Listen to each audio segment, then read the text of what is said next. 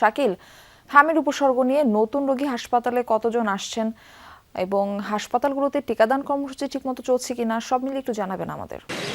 দেখুন, প্রতিদিনই কিন্তু হামের উপসর্গ নিয়ে হাসপাতালে রোগী আসছে এবং কিন্তু ভর্তি হচ্ছে। আমরা যেই হাসপাতালটিতে রয়েছি সেখানে কিন্তু আজও দেখেছি যে প্রায় 5 জন নতুন রোগী এসেছেন এবং সর্বমোট এই হাসপাতালে 16 জন হামের উপসর্গ নিয়ে রোগী ভর্তি রয়েছে, এমনটাই কিন্তু আমরা দেখেছি। তবে আমরা যদি জেলার চিত্রটা একটু বলি, এই পর্যন্ত কিন্তু 111 জন রোগী হামে আক্রান্ত হয়েছে এবং যার মধ্যে কিন্তু সবচেয়ে বেশি হামে আক্রান্ত হয়েছে কিন্তু উপজেলায় ভিত্তিকে যদি বলি, জাজিরা উপজেলায়, সেখানে কিন্তু আমরা দেখেছি যে প্রায় 44 জন শিশু আক্রান্ত হয়েছে এবং যার মধ্যে ওই উপজেলাতে কিন্তু দুইজন শিশু মৃত্যুবরণ করে হামে উপসর্গ নিয়ে।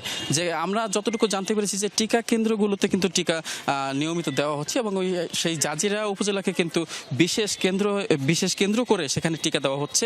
প্রতিদিন কিন্তু 700 থেকে 800 শিশুকে টিকা দেওয়ার আওতায় আনা হচ্ছে এবং ওই উপজেলাতে কিন্তু প্রায় 30,000 শিশুকে টিকা দেওয়া হবে, এমনটা কিন্তু আমরা জেনেছি। তবে এখানে যারা শিশুরা এবং যারা বয়োবৃদ্ধরাও আক্রান্ত হচ্ছেন তারা কিন্তু আসছেন, কিন্তু সিট সংকটে কিন্তু বেশ বেগ পোহাতে হচ্ছে। যদিও আইসোলেশন বেড করা হয়েছে 10টি, কিন্তু আজকে কিন্তু এই হাসপাতালে 16 জন রোগী এখন পর্যন্ত ভর্তি রয়েছে। তবে চিকিৎসকরা কিন্তু পরামর্শ দিয়ে যাচ্ছেন এবং যাদের শরীরে জ্বর বা অন্যান্য কোনো উপসর্গ দেখলে কিন্তু তারা আইসোলেশন নিচ্ছেন, এমনটাই কিন্তু এখানকার যারা চিকিৎসকরা রয়েছে তারা কিন্তু জানিয়েছেন। মারফি।